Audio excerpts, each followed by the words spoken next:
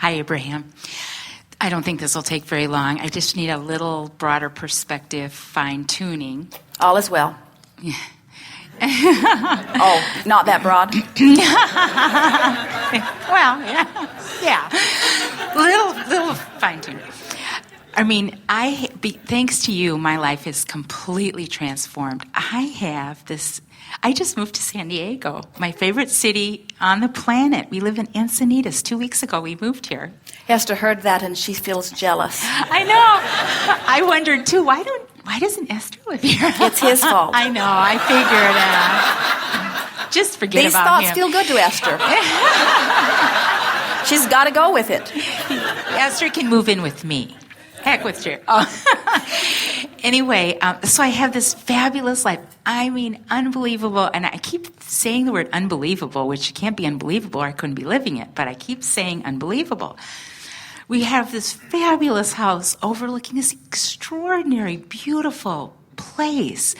I mean, my husband has this fabulous job, my kids, and I've got 2 areas I want refining on, and the second part is the kids, but the kids are in this great place, everything's so great, and then I have this little bit of static that comes up, like that other shoe dropping crap, that where it's like, oh, is this too good to be true? Is something going to happen? I mean, can I really have this magnificent of a life? Am I that good? Yes.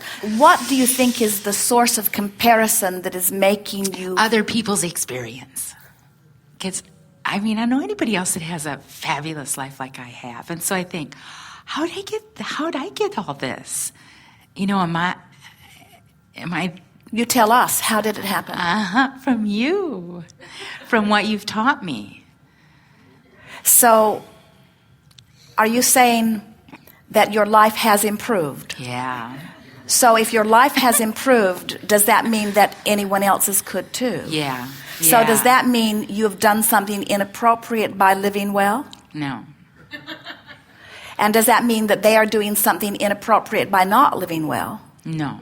And is it possible that, like you before, that some of what they're living, which isn't nearly as good as what you are living, is helping them to hone their own preferences? So there are rockets of desires emanating from them which will benefit them in their future experience, just like your previous rockets are now benefiting you.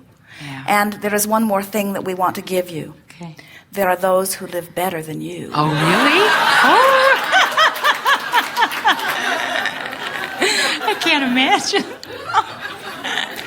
We weren't kidding earlier when we said you can find relief from everything. In other words, right now you're in this place where you're stabilizing, in this place where you are just recently manifesting a long-time desire, and you're just plucking all of the fruit from these newly ripened vines. But as all of that happens, this platform that you are now standing on will begin to produce for you yet some greater clarification of what you are wanting. In other words, as good as this is and as far as you have come, you are going to continue to have other things that you are desiring. And so this is the thing that we most want you to hear.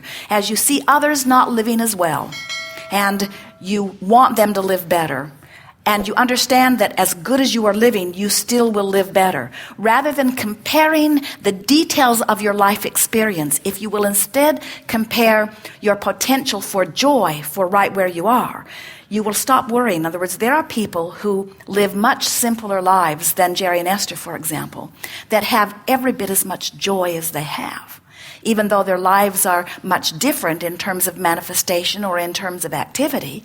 In other words, you can't measure your success by the stuff you've accumulated or by where you're living. It's by the balance of emotions that you feel, you see. And so everyone has the same potential for joy.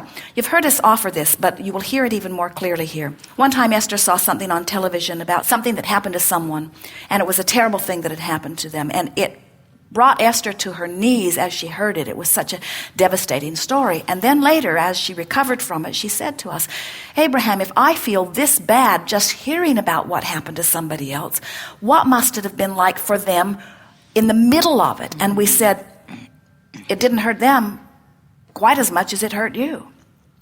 Because the way you feel is about the distance between who you really are and what you've activated in terms of desire and where you are vibrating right now.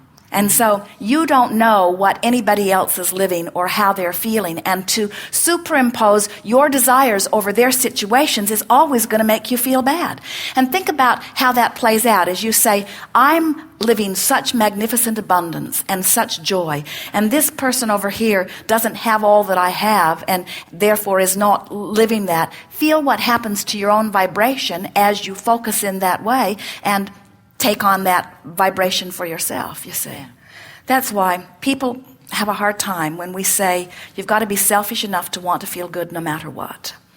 And empathy for others' struggles doesn't help them and it doesn't help you. Mm-hmm. And you can tell by the way you feel. You could be living a wonderful life, focus on somebody and get caught up in their trauma and their trouble so that you are offering a pretty steady vibration about that, and you make a U-turn and head right back to some place that you don't want to go. Yeah, I've had that before. And so as you say, we see that what's unfolding for you is about your determination to feel good. We remember you had some pretty severe depression going on there for a while, and it didn't feel good to you. You didn't know what to do about it, and now that's never part of your experience. And do you know the joy that you taste now is so much more enhanced by your distant memory of where you have been. In other words, your joy is sweeter to you having lived some of that depression than if you had not been there, and your determination to stay in that better feeling place is much stronger also, you see. So it's just going to get better and better and better for you. The other shoe will never drop. That other shoe only ever drops in the lives of people that don't know about vibration, don't know about law of attraction, and don't know the power and value of feeling good. It cannot happen for you. You know what happens? You watch those movies. The movies are so distorted. They show some bright-eyed, shiny being living at the peak of life, and they make you love them. You like their personality. You like the way they treat others. You like the way their life is. They make you fall in love with the well-being, and then they drop a truck on them. Yeah, I know. And then you say, I'm waiting for that to happen to me because just like that person. Jerry has noticed that if there is anything sensual happening in any movie, that right away the music will change and someone will stab them or chop them up with an axe. Yeah, in other words, they want you that. to believe that if it is sensual or sexual, that you're going to die over it, you see. Yeah, and what we're that. wanting you to understand is that those things that happen to others don't have anything to do with you.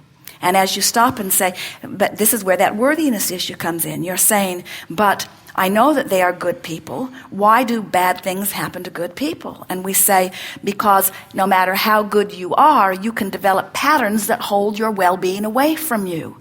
You see, you're over that. You don't have those patterns going on anymore.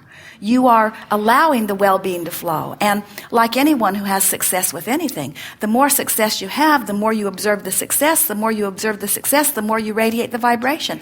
The more you radiate the vibration, the more you get. In other words, it is logical that your life will get better and better and better. Okay, and we look at you knowing how much potential is out there, and we don't feel the slightest bit sorry for you that you haven't realized it all yet. Good. Thank you. Yes, indeed.